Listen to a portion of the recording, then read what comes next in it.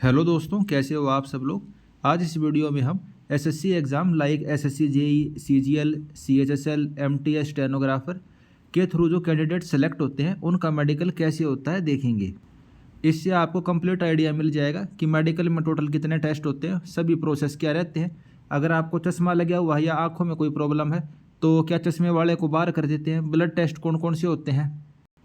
उसके अलावा अगर किसी कैंडिडेट को रिजेक्ट करते हैं या मेडिकल उसको दोबारा करवाने के लिए कहते हैं तो कॉमन रीज़न क्या होते हैं मेडिकल में रिजेक्शन देने की। तो एसएससी के जितने भी एग्ज़ाम हैं सीजीएल सीएचएसएल एमटीएस जेई, तो उन सभी के जो एस्पिरेंट है या जिनका सिलेक्शन हो गया और मेडिकल का प्रोसेस उनका बचा हुआ है, उनके लिए वीडियो काफ़ी हेल्पफुल रहने वाली है। इसमें मैं अपना एक्सपीरियंस भी शेयर करूँगा। जैसे कि आपको पता है एसएससी जेई सीपीडब्ल्यूडी में मेरा 2023 वाले एग्ज़ाम के थ्रू सिलेक्शन हुआ था, तो मैं अपना एक्सपीरियंस भी आपके साथ शेयर करूंगा। वीडियो को हम स्टार्ट करें उससे पहले मैं आपको बता दूं, टेक्स्ट बुक की ग्रैंड फिनाले सेल 28 दिसंबर से लाइव होने वाली है। जो टेक्स्ट बुक का ईयरली पास प्रो है जो कि 615 रुपये का मिलता है, इसमें आपको साल के सबसे कम प्राइस में आपको मिल जाएगा। टेक्स्ट बुक के पास प्रो को लेके आप SSC CGL SSC JE CHSL और उसके अलावा और भी ढेर सारे एग्जाम की अपनी बेस्ट प्रिपरेशन कर सकते हैं। इसके अंदर टोटल 500 तो आपको प्रीवियस ईयर क्वेश्चन मिलेंगे एसएससी जीडी सीजीएल और सिलेक्शन पोस्ट एग्जाम की। 3057 टोटल टेस्ट हैं। इस टेस्ट सीरीज को बाय करने के लिए आप मेरा कूपन कोड दैया यूज कर सकते हैं। इस कूपन कोड को लगाने के बाद 28 दिसंबर से जो सेल शुरू होने लग रही है, आपको मिनिमम प्राइस में ये अवेलेबल हो जाएगा। इंस्टेंट आपको 12% एक्स्ट्रा डिस्काउंट मिल जाएगा। उसके अलावा आप एक्सक्लूसिव प्राइस पर आवर आप जीत सकते हो। तो अगर आप कंपटीशन की तैयारी कर रहे हैं और आपने अभी तक इसको बाय नहीं किया है तो आप मेरे द्वारा दिए गए लिंक का यूज करके इसको बाय कर सकते हैं। तो अब हम दोस्तों डायरेक्ट मेडिकल सर्टिफिकेट फॉर्म के ऊपर आ जाते हैं। कुछ इस टाइप का फॉर्म आपको देखने को मिलेगा। हर डिपार्टमेंट का 19-20 फर्क रह सकता है, लेकिन जो मेन आपको मोटा मोटा तौर पे कहें तो यही सर्टिफिकेट रहेगा। इसमें वर्ड या लाइन ऊपर नीचे होंगी लेकिन कंटेंट यही रहेगा सभी का। मैं आपको अपना फॉर्म भी दिखाऊंगा भाई कौन कौन से टेस्ट हुए थे, क्या परफॉर्मा वगैरह रहता है। तो इस टाइप का कुछ मेडिकल सर्टिफिकेट फॉर्म होता है। तो जैसे आपको इस स्टार्टिंग में इस फॉर्म में लिखना रहता है कि आई सर्टिफाई, जो भी आपका नाम है और इसके लिए करवाने लग रहा है उसके अंदर कोई भी डिजीज नहीं है एक्सेप्ट, जो एक्सेप्ट वर्ड है उसके बाद एक खाली स्पेस दिया हुआ है। अगर आपको कोई प्रॉब्लम रहती है, मान लो आप कलर ब्लाइंड हो या कोई मेजर इशू है, तो वो यहाँ पे लिख देता भाई आपको मेडिकल के अंदर कोई ब्लड में या यूरिन में कोई ऐसी कमी पाई, वो यहाँ पे इस खाली स्पेस में लिख दिया जाता है। उसके अलावा नीचे इसमें एज लिखी रहती है। तो एज ये आप अपने हाथ से आपको खुद ही लिखना है ये सारा फॉर्म। डॉक्टर बस क्या लिखेगा, जो एक्सेप्ट के बाद जो खाली जगह दी हुई है इसके अंदर कोई अगर उसको एक्स्ट्रा चीज़ दिखती है वो लिखेगा, या फिर वो क्या लिख देगा, नील कर देगा, या फिर नो एनॉर्बली फाउंडेड, कुछ उस टाइप से जो भी डॉक्टर की लैंग्वेज है वो कर देगा। बाकी सारा फॉर्म आपको अपने हाथ से खुद भरना है। आपकी एज आ गई, आपके लेफ्ट हैंड का इंप्रेशन आ गया, और यहाँ पे डेट लिखने के बाद जो मेडिकल ऑफिसर है, मेडिकल ऑफिसर यहाँ पे साइन करेगा, नेम रखेगा, और जो उसकी ऑफिस की सील है यानी जो स्टैंप है वो लगाएगा। यहाँ आपकी एक फ़ोटो लगती है। एमटीएस के थ्रू सेलेक्ट और सीजीएल के थ्रू लगभग सभी डिपार्टमेंट का सेम ही परफॉर्मा रहता है। यहाँ आपकी फ़ोटो लगेगी और वहाँ पे डॉक्टर अपने साइन कर देगा। इंपॉर्टेंट चीज़ इसके अंदर क्या है, इस सर्टिफिकेट को बनाने वाला क्या होना चाहिए, या तो सिविल सर्जन होना चाहिए या डिस्ट्रिक्ट मेडिकल ऑफिसर, जिसको हम सीएमओ बोल देते हैं, डीएमओ बोल देते हैं, या फिर सिविल सर्जन। ये नॉर्मली एक ही चीज़ होती है, जो सिविल सर्जन होता है वहीं नॉर्मली सीएमओ भी होता है, डिस्ट्रिक्ट मेडिकल ऑफिसर भी होता है। तो वहीं इस फॉर्म के ऊपर साइन करेगा और अपनी स्टैंप लगाएगा। फर्स्ट पेज तो कुछ इस टाइप का दिखता है। जब हम सेकंड पेज के ऊपर जाएंगे, इसके अंदर आपको बाकी डिटेल भरनी पड़ती है। डिटेल नॉर्मली आप ही भरते हो, डॉक्टर बस नीचे इस पर साइन कर देता है।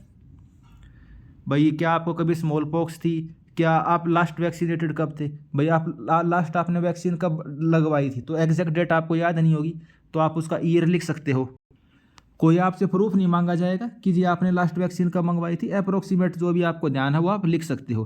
भाई कभी आपको नर्वसनेस से या वर्कलोड की वजह से कोई और प्रॉब्लम हुई हो, या आपको कोई इनमें से डिजीज़ है जैसे consumption, scrofula, gout, asthma, fits, epilepsy and insanity, आप या आपका कोई रिलेटिव, तो इस टाइप की इन्फॉर्मेशन आपको यहाँ पे देनी पड़ती है।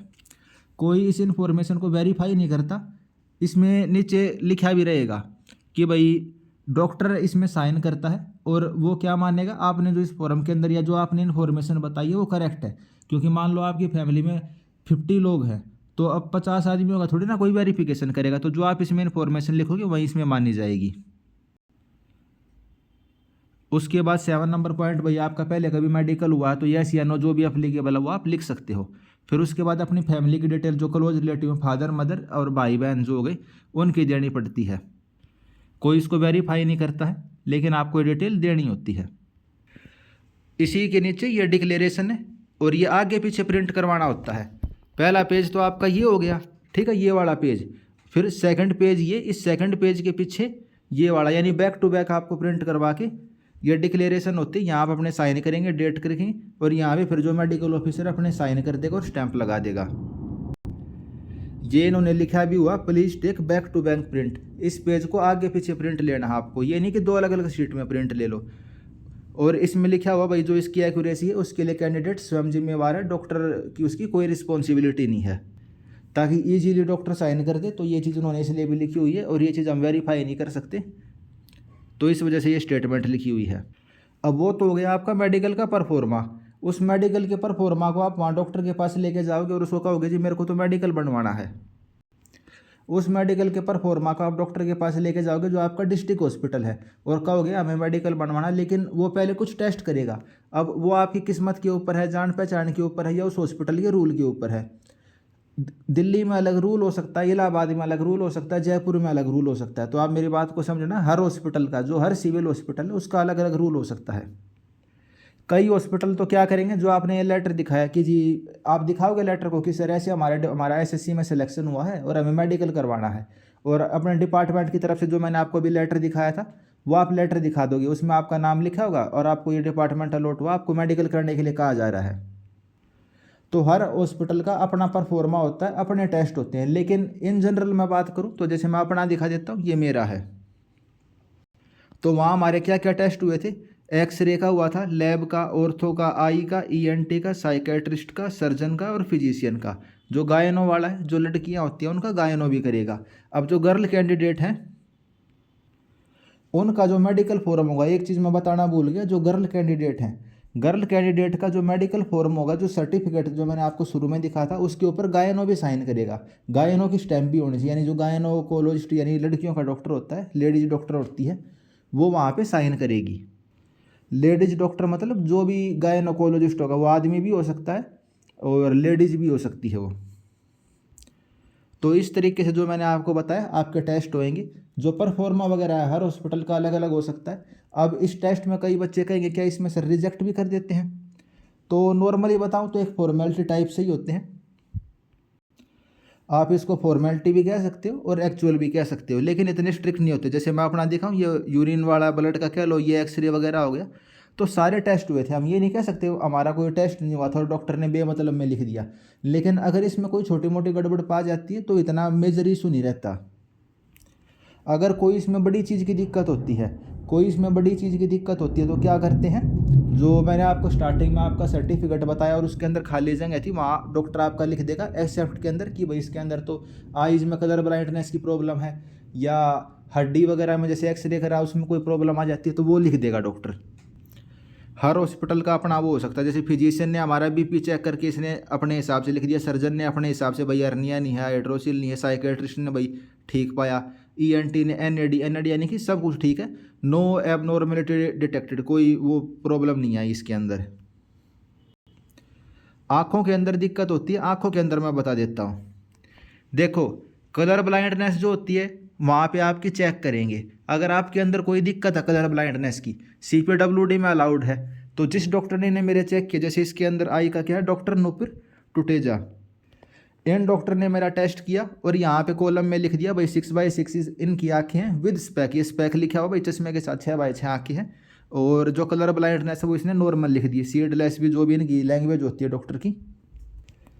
लेकिन अगर मेरी आंखों में प्रॉब्लम होती तो ये क्या लिख देती, यहाँ पे कलर ब्लाइंडनेस लिख देती कि जिनके अंदर कलर ब्लाइंडनेस की प्रॉब्लम है।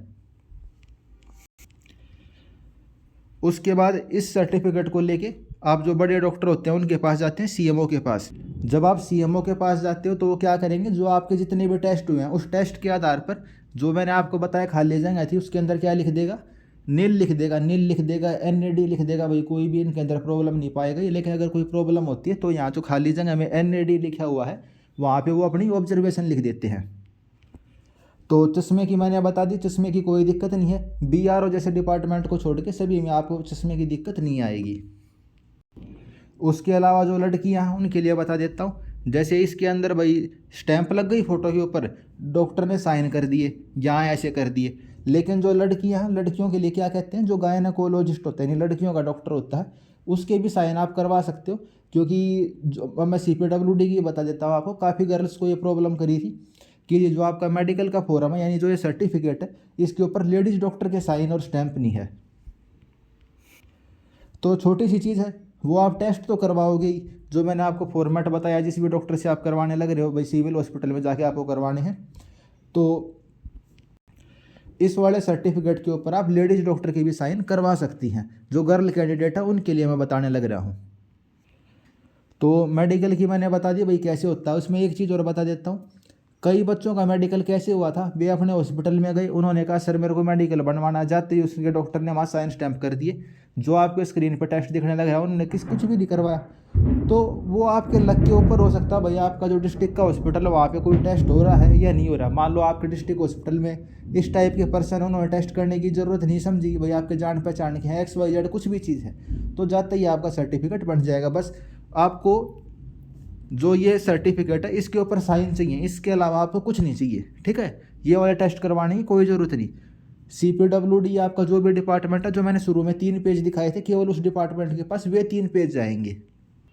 जो आपका डिपार्टमेंट है उसके पास कौन से 3 पेज जाएंगे, पहला पेज तो ये सर्टिफिकेट, दूसरे ये 2 पेज, ठीक है।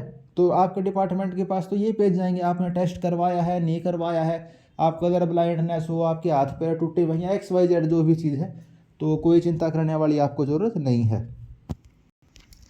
अगर आप इन चीज़ों को मैनेज कर सकते हो तो आप इजीली इस सर्टिफिकेट को बनवा सकते हैं।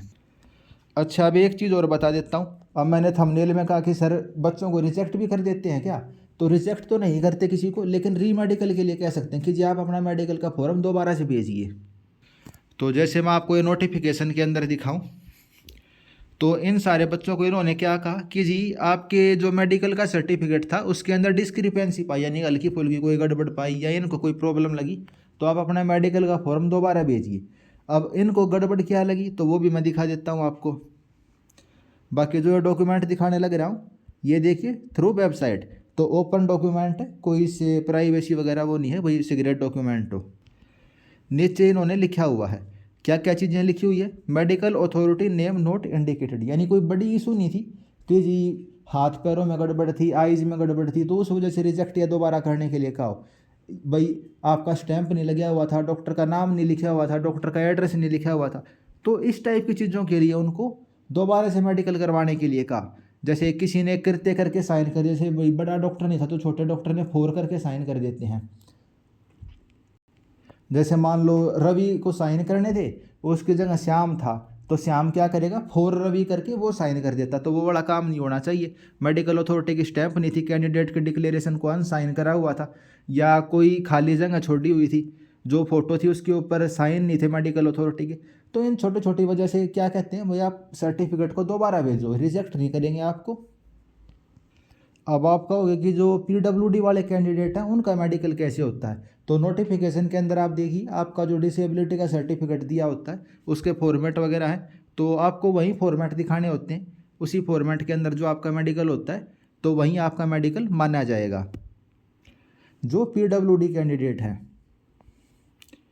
तो SSC के नोटिफिकेशन के अंदर ही दे रखे हैं इन चीज़ों के बारे में, जो PWD कैंडिडेट है उनके लिए। और जिन स्टूडेंट को हल्की फुल्की दिक्कत है तो उसके लिए आप देख सकते हैं जो नोटिफिकेशन है, उस नोटिफिकेशन का ही आपको रेफर लेना है, वहाँ पे उन्होंने स्पेशल मेंशन किया हुआ है कि इन कैटेगरी अगर आपको प्रॉब्लम है, फंक्शनल रिक्वायरमेंट या फिर बेंचमार्क डिसेबिलिटी, जैसे S4 सीटिंग हो गया, हियरिंग हो गया, तो वो इसमें दिया भी हुआ, sitting, standing, walking, bending, lifting, seeing, hearing, communication. तो जैसे कि आपको पता है भाई रिजर्वेशन भी होता है, तो ये आप एब्रीवेशन देख सकते हैं। इनके भाई जो डिपार्टमेंट है, डिपार्टमेंट का हर का अपना मेंशन रहता है कि इस डिपार्टमेंट के अंदर ये फंक्शन रिक्वायरमेंट के कैंडिडेट चल सकते हैं, तो वो आप अपने नोटिफिकेशन को रेफ़र कर सकते हो। जैसे आप इसमें देखिए OH HH इसके लिए अलग से रिजर्वेशन है, सेंट्रल वाटर कमीशन के अंदर रिजर्वेशन दी हुई है, CPWD में दी हुई है। तो जो हैंडीकैप हैं या PWD वाले कैंडिडेट हैं उनके लिए अलग से रिजर्वेशन मिल जाएगी। कोई छोटी मोटी दिक्कत, अगर जो नॉर्मल स्टूडेंट हैं उनको दिक्कत लेने वाली ज़रूरत नहीं है। तो मेरे हिसाब से भाई जितनी भी चीज़ें थी वो मैंने आपको बता दी हैं, मेडिकल के अंदर क्या क्या होता है, कैसे सर्टिफिकेट बनता है। अगर आपको वीडियो बढ़िया लगी तो आप चैनल को सब्सक्राइब कर सकते हो, अपने दोस्तों के साथ शेयर कर सकते हो। यहाँ पे आपको सभी इंजीनियरिंग एग्ज़ाम की प्रिपरेशन से रिलेटेड हेल्पफुल कंटेंट मिल जाएगा। इसके साथ आप टेलीग्राम चैनल और उसके अलावा दूसरे सोशल मीडिया प्लेटफॉर्म जो चैनल डिस्क्रिप्शन में दिए हुए हैं उनको ज्वाइन कर सकते हैं। Thank you. इस वीडियो में इतना ही रखते हैं और best of luck for all exams. Thank you.